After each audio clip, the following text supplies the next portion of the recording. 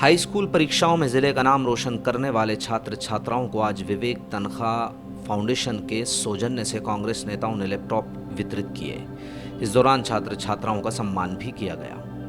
कार्यक्रम को संबोधित करते हुए राघोगढ़ विधायक जयवर्धन सिंह ने कहा कि उनके पिता दिग्विजय सिंह ने घोषणा की है कि आगे जाकर इन छात्रों को आईएएस या जिस क्षेत्र में ये जाना चाहें उनकी कोचिंग शुल्क की पूरी व्यवस्था वे करेंगे।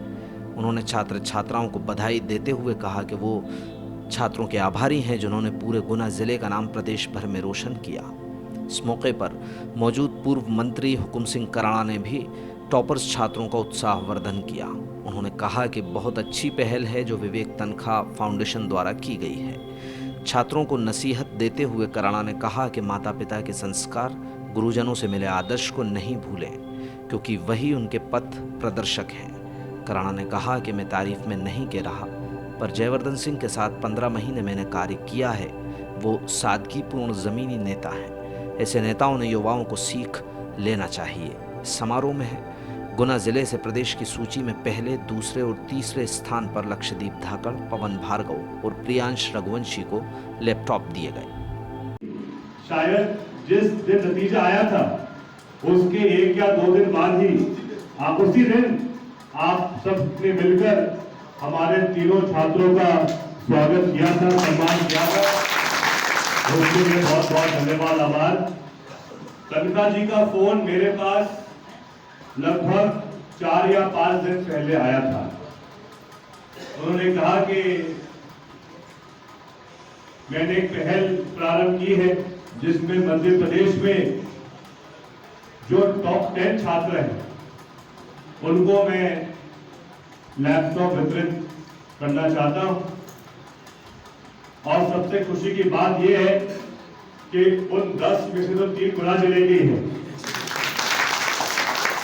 तो मैंने कहा साहब वो तो आप स्वयं पधारे और यहाँ बच्चों को आशीर्वाद प्रदान करें, लेकिन क्योंकि अभी कोविड के कारण दिल्ली से यहाँ आना इतना आसान नहीं है, तो उन्होंने कहा नहीं, जो मेरे प्रतिनिधि हैं वो शामिल होंगे और अगर हो सके तो उन बच्चों को मेरी तरफ से लैपटॉप वितरित कर दीजिए और साथ में उनको आश्वासन देना कि उनके भविष्य के लिए भी हम कोई कसर नहीं छोड़ेंगे।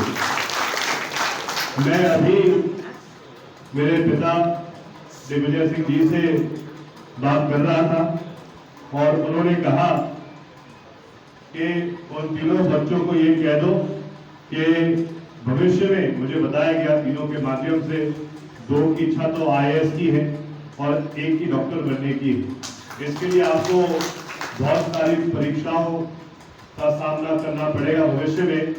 उन्होंने कहा है कि इन तीनों बच्चों को जो भी इनका कोचिंग का शुल्क है वो भी हम ही आपके लिए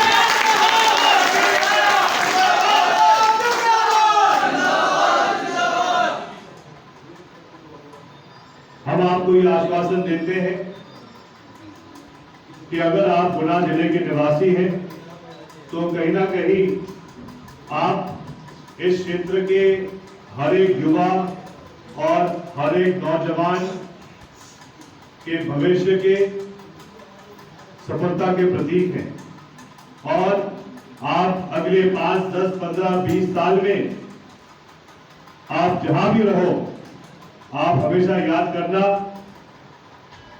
कि जो लाखों की जनता गुना जिले की है, आप उनका हमेशा प्रतिनिधित्व हमेशा भविष्य और आगे युवाओं को बढ़ने का जो एक हौसला अफजाई का कार्यक्रम है और उन माता पिताओं को भी मैं प्रणाम करता हूँ।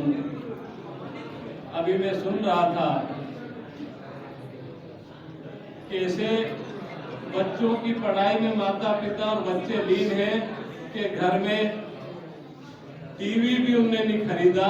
ऐसा नहीं कि उनको नहीं मिलता है, पर इसलिए कि बच्चों को संस्कारित करना माता पिता का पहला कर्तव्य है। स्कूल में तो गुरुजनगण करते ही हैं और निश्चित तौर पे ये भारतीय संस्कृति और एक उगते हुए सूरज के रूप में इस देश का नौजवान खड़ा हो रहा है, ये हम सब लोगों के लिए सौभाग्य की बातें हैं। मित्रों, हम सबका सौभाग्य है, हम कांग्रेस जन हैं। हमारे मंच से जो यहाँ कार्यक्रम हुआ, जैसा भी भाई हरिशंकर जी ने कहा कि पहले ऐसा कार्यक्रम नहीं हुआ हौसला अफजाई का। वास्तव में कांग्रेस ने और हमारे तनखा साहब ने और बाबा साहब ने एक अनुगामी प्रयास शुरू किया है।